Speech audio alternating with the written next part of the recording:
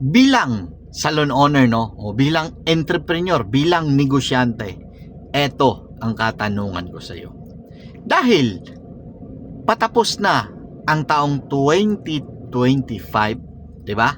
Malapit na malapit na matapos. December 20 na ngayon, 'di ba? Ang tanong ko sa iyo, ano ang pangarap mo? Long term or short term? Dito muna tayo sa long term, no? Dito muna tayo sa anong pangarap mo? 5 years? 10 years? No? 5 taon mula ngayon? 10 taon mula ngayon? Yan. Di ba? O, comment ka kung may pangarap ka. At kung wala, wag mo na itong panoorin. Wala ka din naman pangarap Yo! What's up? Magandang gabi, mga salon owner, mga ma'am, mga sir. Kumusta kayo dyan? Ako nga pala si Jeff Cinco, isang entrepreneur, isang salon owner na may malaking pangarap sa ating salon business. At hindi ako marunong sa services, pero meron na tayong 5 branches. Yeah! Natapik ko lang to, no? Kasi December 20, 2025 na ngayon. At marami akong nakita. May grupo kasi tayo, no, mga salon business owners PH. May grupo tayo. Pasok kayo dyan, ha? Marami kasing nagpo-post sa grupo, no, na mahina daw yung December ngayon. Totoo, medyo mahina, ramdam naman namin, pero okay lang naman yung sales namin, no? Ito kasi natapik ko to kasi konektado to sa pangarap. Konektado to sa pangarap natin, no? Ikaw bilang salon owner, meron ka bang goal? Meron ka bang pangarap 5 taon mula ngayon? O 10 taon, 'di ba? Basta ako, no? Kwento ko lang sa inyo. Dati nung tinayo namin tong Zell Salon, nung salon na to, ang gusto lang namin kumita. Ang gusto lang namin magkapera, syempre, di ba? Kumita, may benta, may pera. So, yun lang. Ang problema pala noon, kung ikaw na owner, no? Kung ikaw na may-ari, mukha kang pera. Hindi mo kang pera. Ikaw na owner, pera lang ang motibasyon mo o yung goal mo sa pagnenegosyo. Nako, mahihirapan ka dito.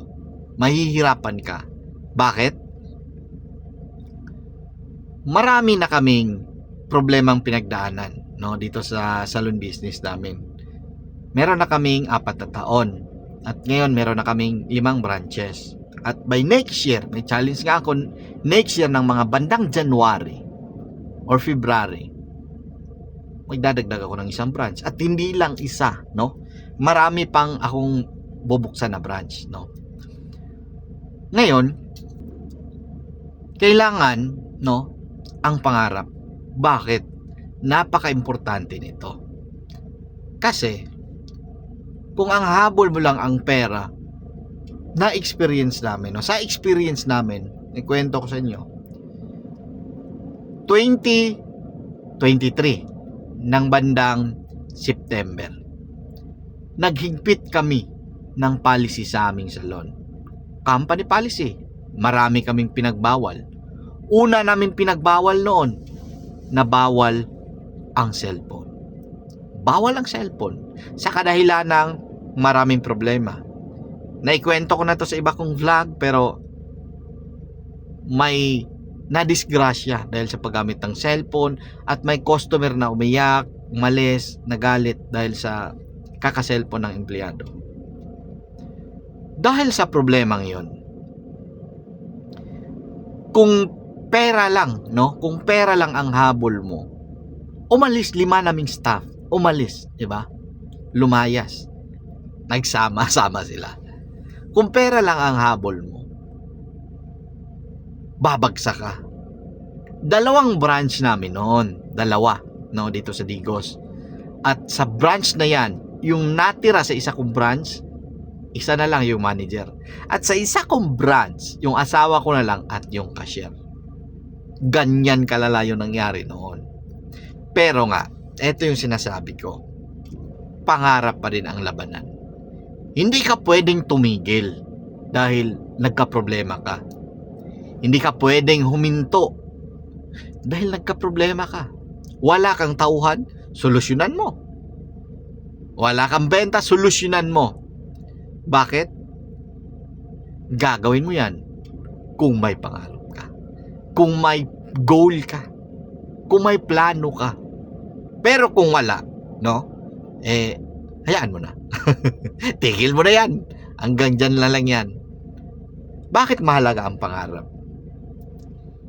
Ang pangarap kasi, ito yung isang daan, no? Ito, medyo simplihan natin, no?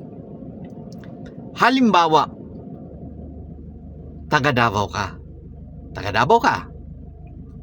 May plano ka na pupunta ka ng Maynila.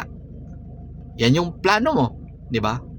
So ngayon, halimbawa may sasakyan ka, o nag-drive ka ng sasakyan mo, papunta ka ng airport ngayon. Ngayon nagka-problema ka, na flat yung gulong. Ipapayos mo ba or titigil ka na? O malamang ipapayos mo kasi hahabulin mo yung flight mo, di ba? O. Halimbawa, napunta ka na ng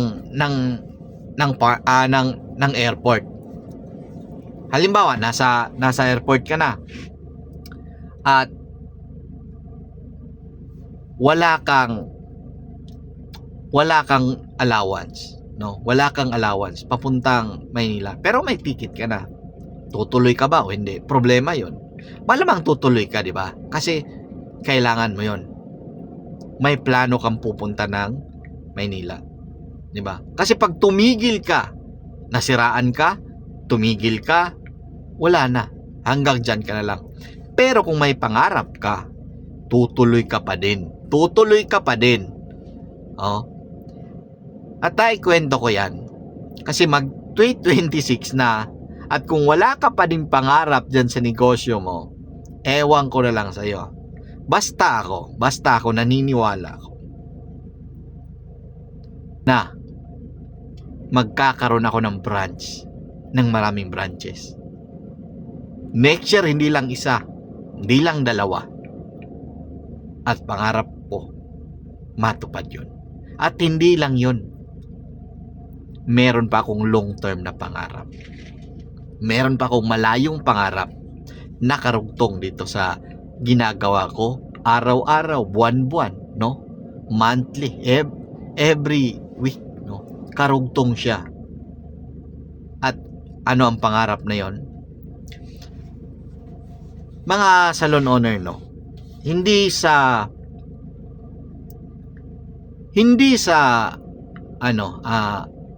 pagmamayabang. Tayong mga Pinoy, tayong mga Pilipinong mga negosyante, magagaling tayo. Lalo na pagdating sa services, mahusay yung mga Pilipino dyan. Ang problema natin ngayon, dito sa bansang Pilipinas, siksikan tayo. Ang daming salon na nagbukas, katabi mo, pati yung kaibigan mo, salon din yung business, pati yung mga kakilala mo, salon din yung business, at kung sino-sino pa. Napakadami natin. Nagsiksikan tayo dito sa bansang Pilipinas. Pero alam nyo ba, ito yung mga nakaka-excite, no? Na late ko lang din na-realize na oo nga, no? Bakit hindi? Di ba? Late ko lang siya nasabi na oo nga, bakit kaya? Bakit ko di naisip yun? Bakit di ko naisip yun? Pwede yun ah. O, di ba? At kung ano yun, mga salon owner, mga negosyante, mga entrepreneur o barbershop owner ka ba? Bakit hindi mo naisip na magtayo ng salon o barbershop sa ibang bansa? Putik kamay, di ba? O, di ba? Bakit hindi? Napakadami na natin dito sa Pilipinas. At isa sa mga pangarap ko yan. Isa sa long-term goal, no? Di ko alam kung kailan ko yan mararating, pero ilista ko yan. 5 taon lang. Magtatayo tayo ng branch sa ibang bansa. Bakit hindi? Sasabihin mo sa akin, mahirap yan, sir. Mukhang ang yabang mo naman, no? Ang yabang mo naman. Mahirap yan. Mahirap nga dito magnegosyo sa Pilipinas eh. Hirap na nga ako sa Davao, pero pangarap nga. Pangarap. Kaya nga pangarap eh. O pero kung wala kang pangarap, eh, hayaan mo na. Alam nyo, sa totoo lang, hindi lahat ng tao may pangarap. Hindi lahat ng tao. At kung meron kang pangarap, trabahuin mo. May problema, solusyonan mo. Bakit hindi tayo magnegosyo sa ibang bansa? Bakit OFW lang? Bakit pupunta din sa ibang bansa? Mga hairstylist, magagaling, magtrabaho doon. Di nyo ba naisip yun? Hindi ko rin naisip yun. Pero ngayon, no? Naniniwala ako na kaya natin. Na kaya natin. Nakikita ko na bilang salon owner, barbershop owner, meron tayong ibubuga sa ibang bansa. Nakikita ko kaya nating magnegosyo doon. At isa sa sigurado dyan, no? Isa sa patunay. Sa loob ng grupo natin, Salon Business Owners PH, marami akong kilala, no? Na may negosyo, may salon sa ibang bansa. Sa Taiwan, sa Korea, no? Sa Dubai, sa UEA. May salon sila doon. Putik kamay na yan. Hindi ba kayo na-excite nun? At ang maganda dyan, pag may salon ka sa ibang bansa, pwede mong dalhin yung kakilala mo, kamag-anak mo, kapatid mo, doon magtrabaho sa ibang bansa. Ang bangis nun. Ang bangis nun. Di ba? Naisip mo ba yon? Comment ka kung may pangarap ka. Hindi siya madali pero nakikita ko na magkakaroon tayo ng salon sa ibang bansa. Mangyayari yan. Dahil tatrabahuin natin kasi pangarap yan. Mahirap sa mahirap syempre, no? Hindi yan madali. Pero yun na nga, pangarap yan, no? May kasabihan nga akong narinig eh. Pangarap na lang, tinipid mo pa. Kaya kung mangarap ka ngayon, lakihan mo na. Lagpas ng Pilipinas. Lakihan mo pa. Pangarapin mo pa. Bakit nagawa ni David Salon na mag-branch sa ibang bansa? Ang dami, di ba? Ang dami niyang branches. Di ba? International ba si David Salon? International yata eh. Di sigurado. Pero may branch yan kasi nag-start yan siya sa may Cubao. Pero meron niyang branch sa ibang bansa. 'Di ba? Bakit hindi mo pangarapin 'yon? 'Di ba? Puti kamay. Tayo na yung mga negosyante doon. At tulungan tayo diyan, may grupo tayo Salon Business Owners PH. Pasok kayo kung gusto nyong matuto sa pag-handle ng salon business, mga baguhan diyan, problema sa tauhan, sa commission base, mga late, mga absent, at may HR pala tayong malupit. At wala lang tayong meeting ngayong buwan na to kasi busy. Meron din ako ipapakilala sa inyong accounting natin, no, na matutulong din sa atin sa ating negosyo. Tulungan tayo doon mga salon owners at walang siraan, walang bunulan. Ang tanong, ano ang pangarap mo sa iyong negosyo? Comment ka or PM mo ako. Bahala na sila kung sasabihin nilang ang yabang mo. Yan na lang ang meron tayo, kayabangan. Di ba? Lakihan mo pangarap mo at naniniwala ko kung kaya nila. Kaya din natin. Kaya mo. Kaya ko rin. Long-term goal. Malayong, yan yung mga plano kong mga 5 years. Palagay ko, 3 taon lang mula ngayon, makukuha natin yan. 3 taon lang. 2 taon, paiiksiin ko. Challenge yan. Okay. Kakasa ka ba sa challenge na yan? Bye-bye. Trabaho pa tayo. Galingan natin.